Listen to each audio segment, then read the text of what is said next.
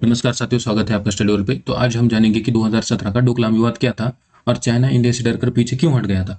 तो 2017 में डोकलाम विवाद हुआ था। डोकलाम तो इंडिया का नहीं है, डोकलाम भूटान का हिस्सा है और चाइना और भूटान की बीच की जो बॉर्डर है उसमें एक डोकलाम नाम का जगह पे है। तो वहाँ पे चाइना और भूटान के बीच का डोकलाम विवाद ये है। तो इसके बारे में हम देखते हैं। अभी चाइना की पॉलिसी क्या है मालूम है? चाइना हर तरफ रास्ते बनाता है और दूसरे देशों को अपनी बॉर्डर ठीक से ढंग से बनाने भी नहीं देता। चाइना अपनी बॉर्डर्स पे बुलेट ट्रेन ले जा रहा है और बहुत डेवलप कर रहा है, लेकिन दूसरे देशों को ऐसा करने नहीं देता, क्योंकि उसको लगता है कि अगर ऐसा हुआ तो उनकी देशों की दुश्मन देशों की आर्मी बॉर्डर पे जल्दी चल जाएगी। हमारे साथ भी, इंडिया के साथ भी इसके हाल ही में बहुत डिस्प्यूट हुए हैं। फिलहाल तवांग में हुआ था, फिर गलवान में हुआ। तो ये सब सड़क बनाने के इसलिए ही हो रहा है क्योंकि चाइना ने अपने उधर तो अपनी बॉर्डर की तरफ सड़क बना दी है, लेकिन दूसरे देशों को बनाने नहीं दे रहा। अभी फिलहाल इंडिया को नहीं चाइना बॉर्डर बनाने दे रहा है। तो इसके बारे में हम अगले किसी वीडियो में देखेंगे, लेकिन फिलहाल इतना देखिए। हम डोकलाम विवाद के बारे में बात कर रहे हैं, लेकिन उससे पहले अगर आप चैनल पर नए हो तो प्लीज चैनल को सब्सक्राइब कर दीजिए, क्योंकि सब्सक्राइबर बहुत जरूरी है। तो अभी देखते हैं। तो 2017 में क्या हुआ?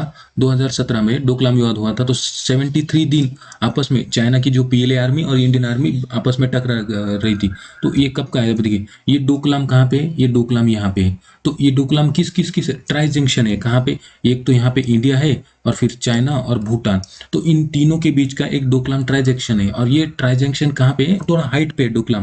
हाइट पे होने की वजह से क्या होता है, अगर आपका हाइट पे कब्जा हो गया तो जो भी सामने की नीचे वाली जो जगह पे होती है वहां पे आपका कब्जा आराम से हो जाएगा। क्योंकि नीचे वाले को ऊपर जाने, कारगिल में क्या हुआ था? कारगिल में हमारा ऐसा ही हुआ था कि नुकसान हमें ज्यादा हुआ था इंडिया को, क्योंकि पाकिस्तान वाले तो ऊपर थे, कारगिल के ऊपर एक चोटी पे थे, और वो ऊपर से बंदूकें पत्थर उत्तर फेंकते थे, तो नीचे वाले को ज्यादा नुकसान होता है। तो इसी वजह से इंडिया ने तो कहा ये डोकलाम जाना देना सही नहीं है चाइना को। अगर चाइना ने यहाँ पे सड़क बना दी और यहाँ पे सैनिक अपने जो उतारे, तो इंडिया के लिए तो ये तो खतरा हो जाएगा। क्योंकि चिकन नेक यहाँ पे है, ये लगभग 25 किलोमीटर का चौड़ा रास्ता है। ये मतलब ये इंडिया के लिए एक बहुत ही खतरनाक रास्ता है, क्योंकि चाइना इसे हमेशा से तोड़ने के लिए प्रयत्न करता है, सोच रहा है। इतना आसानी से थोड़ी ना तोड़ सकता है चाइना, इसके वो तोड़ नहीं सकता। लेकिन हमारे लिए ये एक बहुत ही सरदर्द है। तो इंडिया क्या कर रहा है, यहाँ पे एक रास्ता दूसरा बना रहा है बांग्लादेश से होकर, क्योंकि यहाँ पे सेवन सिस्टर्स हमारे राज्य है यहाँ पे नॉर्थ ईस्ट की।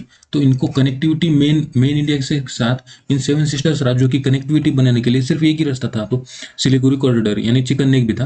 तो इससे दूसरा अल्टरनेटिव देने के लिए यहाँ पे बांग्लादेश के साथ समझौता हो गया है, तो इसका रास्ता भी हो रहा है। तो हम अपने मुद्दे पे आते हैं। तो 2017 में क्या हुआ, तो चाइना के जो आर्मी वाले थे यहाँ पे रास्ता बना रहे थे। तो इंडियन आर्मी गई यहाँ पे, इंडियन आर्मी के 200-250 जवान गए, दो जेसीबी के साथ। उन्होंने कहा कि आप यहाँ पे काम नहीं कर सकते, ये हमारे लिए खतरा है और ये आपका हिस्सा नहीं है, ये भूटान का है। भूटान ने बोल दिया इंडियन आर्मी को कि भैया ये चाइना वाले यहाँ पे कंस्ट्रक्शन कर रहे हैं, आप कुछ कीजिए। तो इंडियन आर्मी यहाँ पे गई और इंडियन आर्मी ने यहाँ पे स्टैंड अप हो गया। फिर चाइना वाले क्या करे, अभी देखिए हम टाइमलाइन देखते हैं इसकी। 16 जून को क्या हुआ, इसी गतिरोधी मतलब मैंने बताया ना, 200 250 जवान और 2 जेसीबी के साथ हमारे इंडियन आर्मी के जवान पाकिस्तान चाइना की पीएलए आर्मी के सामने भिड़ गए। फिर 9 अगस्त को क्या हुआ, चीन ने दावा किया कि केवल यहाँ पे 53 भारतीय सैनिक है और एक ही बुलडोजर है। लेकिन इंडियन जो डिप्लोमेट्स है उन्होंने कहा, दिल्ली ने कहा कि ये ऐसा नहीं है, हमारे 300 से 350 जवान वहां पे है और 2 बुलडोजर वहां पे है, हमें घबराने की कोई बात नहीं है। और फिर 28 अगस्त को क्या हुआ, दोनों देशों ने अपनी सेनाएं पीछे हटाई। इसको पीछे हटाने का कारण एक ये भी था, क्योंकि फिलहाल कुछ दिनों के बाद ही ब्रिक्स सम्मेलन था। ब्रिक्स में तो मालूम है आपको, ब्रिक्स में कौन कौन है, जैसे कि Brazil, Russia, India, China and south Africa. तो चाइना को लगा अगर डिप्लोमेटिक बातचीत होने वाली है तो ब्रिक्स का समिट होने वाला है, और अगर ऐसा स्टैंड दो ब्रिक्स के 2 मेंबर के बीच अगर बाउंड्री के लिए डिस्प्यूट हो रहा है तो ये अच्छा नहीं है। इसलिए इंडिया ने क्या, चाइना ने क्या किया, ये फिलहाल अपनी जो डिसएंगेजमेंट किया, अपनी सेना को पीछे बुला लिया। लेकिन जब भी पीछे बुलाया उसके बाद से ही चाइना ने फिर से काम शुरू कर दिया। तो अभी देखिए चाइना की पॉलिसी क्या है मालूम है क्या? चाइना हमेशा से क्या करता है, अभी इसके बारे में हम देखते हैं। अभी चाइना ने क्या किया कि चाइना पहले क्या करता है, 5 लेट समझो 2 कदम आगे बढ़ता है किसी दूसरे की बाउंड्री में, अगर और फिर दोनों क्या करते हैं। अभी समझो चाइना कहाँ पे गया था, ये अपने गलवान वैली में आया था। तो गलवान वैली में आया वो, समझो 2 कदम आया, 2 कदम आगे आया गलवान वैली में। तो इंडियन आर्मी तो कहेगी कि आप पीछे जाओ, हमारी जमीन है यहाँ पे। तो फिर चाइना क्या करता है, 1 कदम पीछे हट जाता है। तो फिर अब जब हमने बोला कि आप पीछे हट जाए, तो चाइना तो बोलेगा ना हम पीछे हट गए, और फिर पीछे हट गए तो 1 कदम तो हमारी जमीन फिर से चली गई ना। तो ये चाइना की रणनीति है। इसके साथ उसका लगभग पूरी दुनिया में सबसे ज्यादा अगर किसी का बाउंड्री डिस्प्यूट है किसी देश का, तो वो चाइना का है। लगभग 17 देशों के साथ चाइना का बाउंड्री डिस्प्यूट चल रहा है।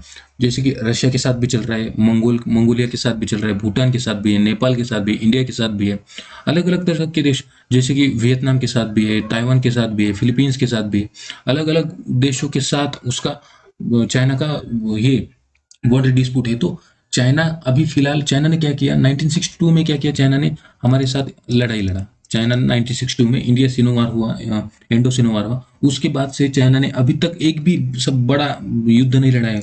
हमने तो 1965 का भी लड़ा, 1965 1965 में पाकिस्तान को मुंह तोड़ जवाब दिया, फिर 1971 में पाकिस्तान के दोनों टुकड़े कर दिए, फिर 1999 में कारगिल युद्ध लड़ा। लेकिन चाइना ने इसके जब जब से 1962 हुआ उसके बाद से युद्ध कोई सभी सबसे बड़ा युद्ध लड़ा ही नहीं है। तो चाइना इसी तरह से दूसरों की जमीन कब्जाता है, दो पैर आगे जाएगा फिर एक पैर पीछे आएगा, एक कदम। तो इसी तरह से चाइना ने हर तरफ अपने एक धूम मचाई है कि अपनी वो कम्युनिस्ट कंट्री होने की वजह से कम्युनिस्ट कंट्री का दूसरों की जो पड़ोसी देश है उस पर कब्जा करने का मंशा रहती है। जैसे यूएसएसआर था, तब यूएसएसआर ने अलग अलग देशों पर कब्जा करने का सोचा था, जैसे कि अफगानिस्तान में वो 10 साल लड़ा, फिर भी उसे खाली हाथ वापस लौटना पड़ा। तो अलग अलग चाइना भी इसी तरह से। अभी आप बोलोगे कि देखिए 1959 से पहले चाइना इंडिया का पड़ोसी था ही नहीं, चाइना और इंडिया की बॉर्डर लगती ही नहीं थी, क्योंकि 1959 तक यहाँ पर एक अलग देश था तिब्बत, उस पर चाइना ने कब्जा कर लिया 1955 में, 1959 में। तो हमारा कोई मतलब ही नहीं बनता था कि हम चाइना से बातचीत करें 1959 से पहले। जब चाइना ने कब्जा कर लिया तिब्बत पर, तो तब इंडिया ने तिब्बत पर कब्जा चाइना का मान्य कर लिया। ये सबसे बड़ी भूल हुई, हमने उसको कब्जा मान्य नहीं करना चाहिए था कि तिब्बत इंडिपेंडेंट कंट्री है, आप यहाँ से निकल जाओ। तो चाइना को क्या लगा, अगर हमने तिब्बत पर कब्जा कर लिया और तब तिब्बत के दलाई लामा जो मेन लीडर रहते हैं वो इंडिया में चले आए, अभी भी हिमाचल प्रदेश में रहते हो, तो उनका तो चाइना को डर लग रहा था कि अगर हमने इंडिया को अगर ऐसा फंसाया नहीं तो इंडिया अगले बाद में 20-25 साल में क्या करेगा, फिर से हमें लड़ेगा और ये डिमांड तिब्बत की उठती रहेगी। अभी देखिए इंडिया का फिर 1962 में चाइना ने क्या किया कि हमारा अक्साई चीन ले गया, अक्साई चीन ले गया। तो इंडिया को क्या करना है, अभी देखिए ये अक्साई चीन तो हमारा गया, तो इंडिया चाइना ने क्या किया, तिब्बत पर तो कब्जा कर लिया और फिर अक्साई चीन पर भी कब्जा कर लिया 1962 में। तो इंडिया अभी तिब्बत की आवाज उठा ही नहीं सकता, क्योंकि इंडिया क्या कहेगा, हमारा अक्साई चीन छोड़ो, अक्साई चीन छोड़ो। तो इसके बीच में तो तिब्बत तो चाइना का भाग हो गया ना। तो अब भी देखिए, अगर दूसरों की मदद करने से पहले खुद पर बनाए तो हम खुद का विचार ज्यादा करेंगे ना दूसरे के हिसाब से। तो यही चाइना की रणनीति है। वो चाइना हमेशा से चाहता था कि एशिया में टक्कर देने के लिए चाइना को सिर्फ इंडिया है, और फिर इंडिया को अगर हम खुद फंसाएंगे तो वो हमें तिब्बत के बारे में आवाज नहीं उठाएगा। और फिर अक्साई चीन तो कब्जा कर लिया, और फिर ये तो कब्जा कर लिया अक्साई चीन, फिर चाइना क्या कहता है, ये अरुणाचल प्रदेश मेरा है।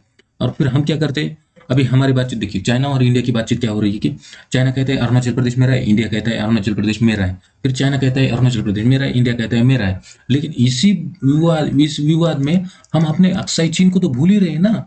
अक्साई चीन का कोई नाम ही नहीं ले रहा है, अक्साई चीन इंडिया ने चाइना ने कब्जा कर लिया है। तो यही चाइना की रणनीति है। वो अगर समझो मैंने तो बता दिया, 2 कदम आगे जाएगा 1 कदम पीछे आएगा। तो अगर आपकी एक चीज किसी ने ली है, समझो आपके पास से एक पेन लिया है किसी ने, और फिर वो आपको कभी भी मिलता है तो क्या करता है, वो दूसरा दोस्त क्या कह रहा है आपको, आप मेरा पेन कब दोगे। लेकिन आपका पेन उसने लिया है, लेकिन वो खुद कह रहा है कि आप मेरा पेन दो। तो इसी वजह से चाइना कहता है कि हमारा अरुणाचल प्रदेश है, इंडिया कहता है हमारा है। तो इसके बीच में, इन दोनों के बीच में ये हमारा अक्साई चीन भी चला गया और तिब्बत भी चला गया। तो यही